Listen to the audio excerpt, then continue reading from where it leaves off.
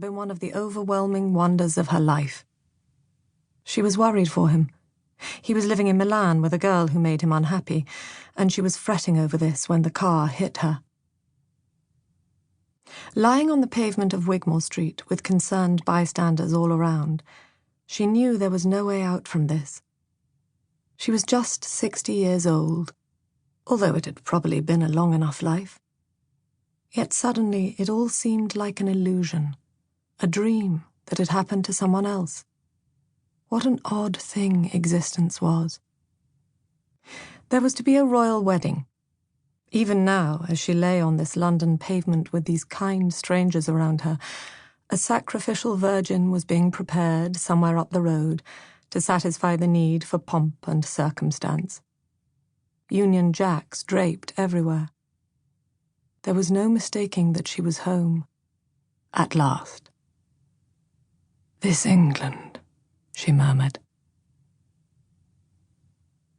1950. "Mr. Toby! Mr. Toby!" Juliet came up from the underground and made her way along Great Portland Street. Checking her watch, she saw that she was surprisingly late for work. She had overslept, a result of a late evening in the Belle Meunière in Charlotte Street, with a man who had proved less and less interesting as the night had worn on. Inertia, or ennui, perhaps, had kept her at the table, although the house specialties of viande de boeuf Diane and crêpe Suzette had helped. Her somewhat lackluster dinner companion was an architect who said he was rebuilding post-war London. "All on your own?" she had asked, rather unkindly. She allowed him a brief kiss as he handed her into a taxi at the end of the night. From politeness rather than desire.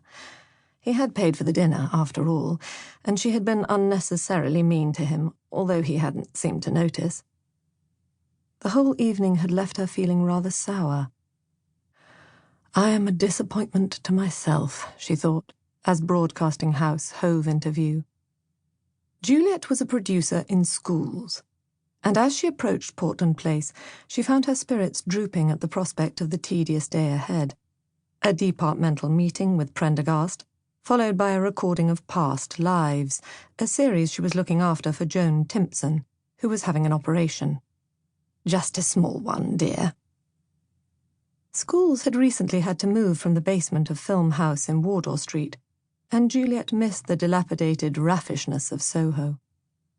The BBC didn't have room for them in Broadcasting House, so they had been parked across the road in number 1, and gazed, not without envy, at their mothership, the great, many-decked ocean liner of Broadcasting House, scrubbed clean now of its wartime camouflage and thrusting its prow into a new decade and an unknown future.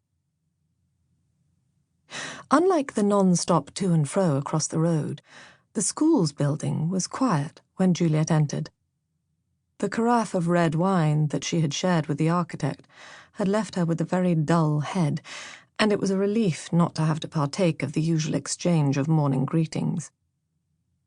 The girl on reception looked rather pointedly at the clock when she saw Juliet coming through the door. The girl was having an affair with a producer in the World Service, and seemed to think it gave her license to be brazen. The girls on school's reception came and went with astonishing rapidity. Juliet liked to imagine they were being eaten by something monstrous. A minotaur, perhaps, in the mazy bowels of the building. Although actually they were simply transferring to more glamorous departments across the road in Broadcasting House. "The Circle line was running late," Juliet said, although she hardly felt she needed to give the girl an explanation, true or otherwise. "Again?" "Yes, it's a very poor service on that route." "Apparently so." The cheek of the girl. "Mr. Prendergast's meeting is on the first floor," the girl said. "I expect it's already begun." "I expect it has."